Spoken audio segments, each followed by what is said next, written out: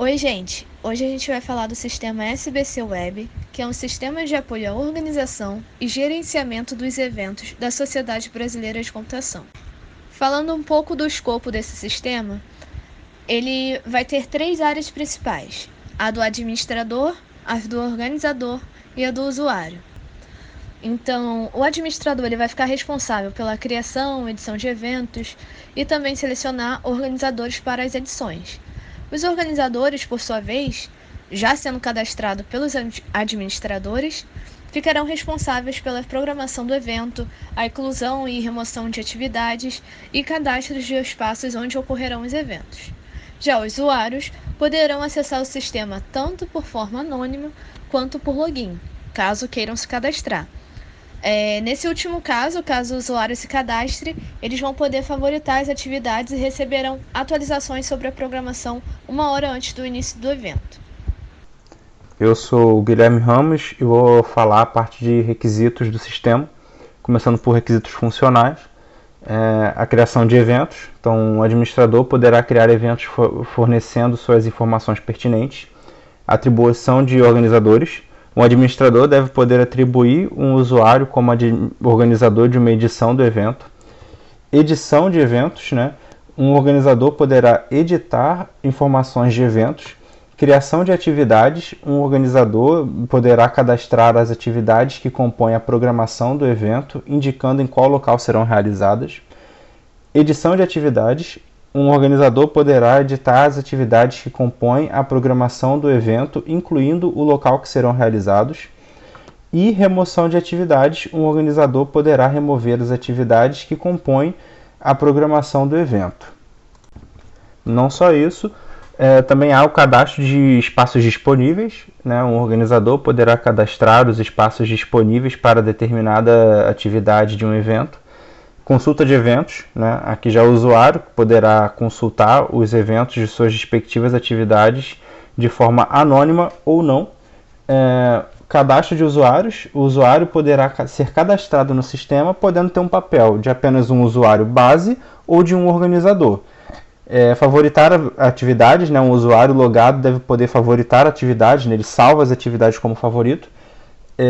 E mensagem ao usuário. O sistema deve enviar uma mensagem a um usuário que favoritou uma atividade com 1 hora de antecedência do início de um evento. Ou seja, as atividades que o usuário salvar, ele será avisado com 1 hora de antecedência.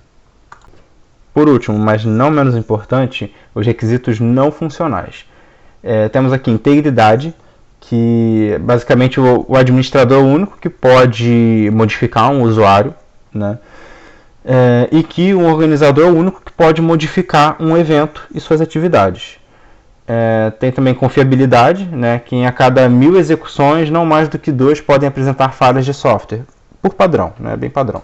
Robustez, que se acontecer uma falha antes do usuário salvar, o sistema deve recuperar uma versão, né, daquele formulário com uma perda inferior a 1 minuto de trabalho do usuário, né, 1 minuto de preenchimento ali. E usabilidade, né? O usuário treinado ele tem que ser capaz de submeter um evento em menos de 10 minutos, considerando que um evento pode ter informações que são mais complexas ali. Foi julgado que 10 minutos seria um tempo ideal. Vou falar um pouquinho do protótipo que a gente pensou. Tá bem resumido porque não deu para fazer algo muito complexo, mas basicamente a gente pensou nessas 3 screens. Eu vou mostrar primeiro a do administrador, que é essa daqui.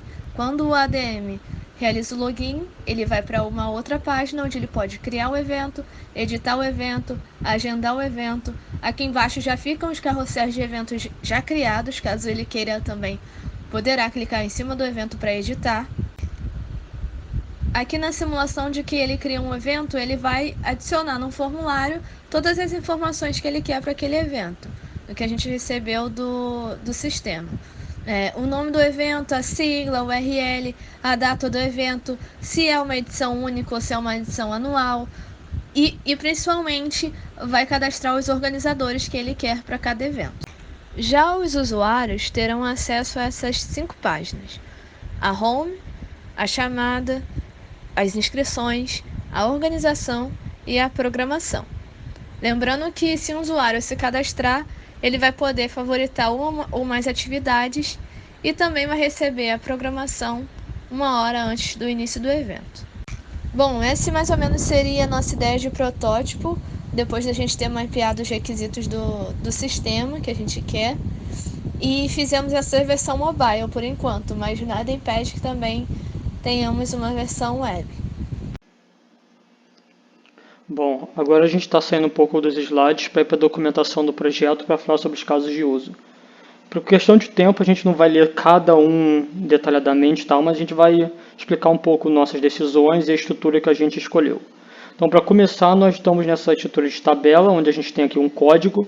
Esse código é importante porque, caso tenha algum gatilho para esse caso de uso, aqui é a referência. Nos requisitos funcionais, por exemplo, todo requisito funcional nessa documentação tem um caso de uso correspondente que atende aquele requisito. Então, está aqui.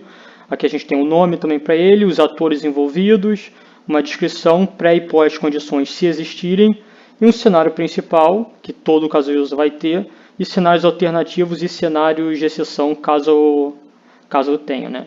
Nós também vamos ter um campo de validação e exceção, caso seja pertinente. Então, por exemplo, aqui é o primeiro caso de uso, que é o de criar evento, e novamente vamos ser breves, não vou ficar lendo cada um deles, mas aqui uma coisa interessante é que aqui nós temos as nossas decisões de projeto. Então, nesse caso de uso, a gente está executando um outro caso de uso, né, que é o de atribuir organizador. Então, isso aqui, na implicação do projeto, é um include, né, de um outro caso de uso, e a gente pretende explicar, né, direitinho por que a gente está fazendo isso.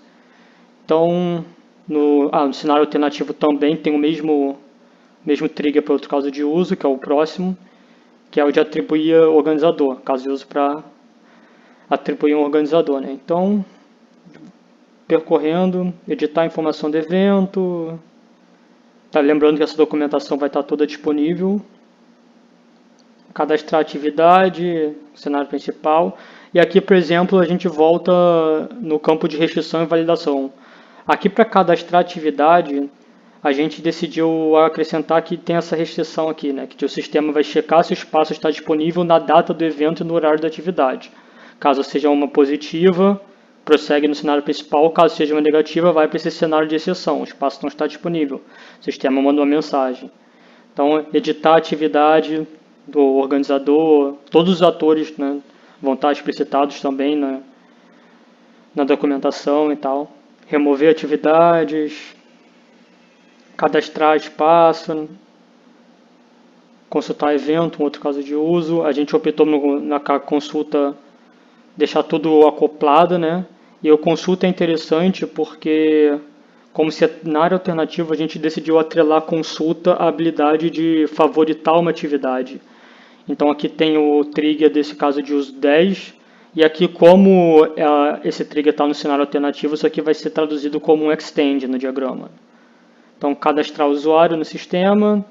Novamente, a gente tem validações e restrições que a gente achou pertinente. O e-mail não pode já ter atrelado a outra conta. Senha precisa ter um padrão, né?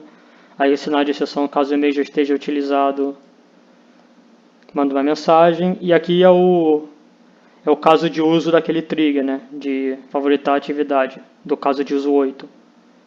Então, tudo aqui, as pré-condições, né?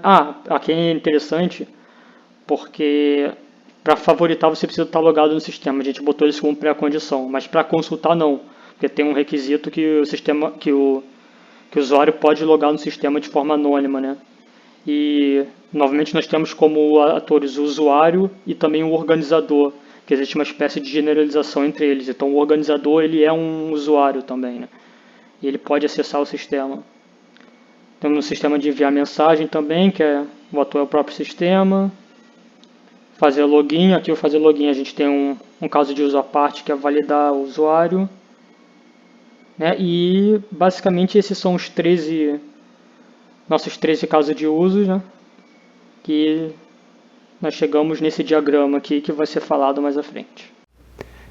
Eu sou o Felipe e eu vou falar sobre o diagrama de caso de uso que criamos para o nosso projeto. Apesar de não ser a representação que oferece mais detalhes do projeto, o diagrama de caso de uso nos ajuda a ter uma visão geral do sistema e de como ele interage com seus atores e as relações entre seus casos de uso. No nosso diagrama, por exemplo, nós conseguimos ver os atores que atuam sobre ele, como eles interagem com os casos de uso e como os casos de uso interagem entre si. O diagrama de casos de uso ele possui 3 elementos básicos, que são os casos de uso, representados pelo título deles dentro de uma elipse, os seus atores, representados por bonecos de palito, com o seu nome embaixo, e a participação do ator no caso de uso, que são essas retas sólidas que partem do ator ao seu respectivo caso de uso. Agora falando sobre os atores do nosso diagrama, nós dividimos em 4: o administrador, o usuário, o organizador e o sistema. O sistema sendo um ator implícito, pois ele atua em todos os casos de uso. O administrador ele pode criar eventos e fazer login. O usuário pode fazer login, consultar eventos, cadastrar usuários.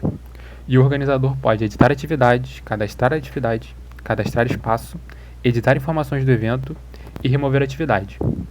É importante lembrar que o organizador é uma especificação do ator usuário.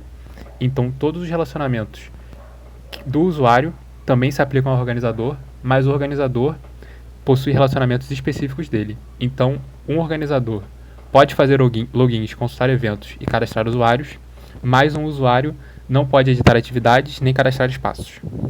Agora, falaremos dos relacionamentos entre casos de uso representados no diagrama. Nós podemos separá-los em 2 tipos: o relacionamento de extensão e o relacionamento de inclusão. O relacionamento de extensão, representado por uma seta tracejada apontando de um caso de uso a outro, acompanhada da palavra extend, tem como função encapsular um cenário alternativo complexo demais para ser tratado dentro de um caso de uso só e separá-lo em outro. Por exemplo, no nosso diagrama, consultar evento tem como cenário alternativo favoritar atividade, pois esse caso de uso trata apenas da consulta de um usuário a um respectivo evento no seu cenário principal e, caso o usuário queira favoritá-lo, favoritar atividade é acionado. Sendo assim, favoritar atividade é um cenário alternativo a consultar evento. Já o relacionamento de inclusão, diferente do de extensão, é usado quando queremos chamar um outro caso de uso dentro do cenário principal do caso de uso original. A relação também é representada por uma seta tracejada, mas dessa vez acompanhada da palavra include ao lado. Por exemplo, no nosso diagrama, todas as relações de inclusão são ações que ocorrem em cenários principais, mas por sua complexidade de detalhamento, decidimos separá-las em casos de usos separados e usar a relação de include. Mais um exemplo, no diagrama, criar evento e atribuir organizador são 2 casos de usos que sempre andam juntos, pois não pode existir um evento sem organizador e um organizador só pode ser atribuído a um evento. Sendo assim, nós usamos a relação include para mostrar essa compatibilidade.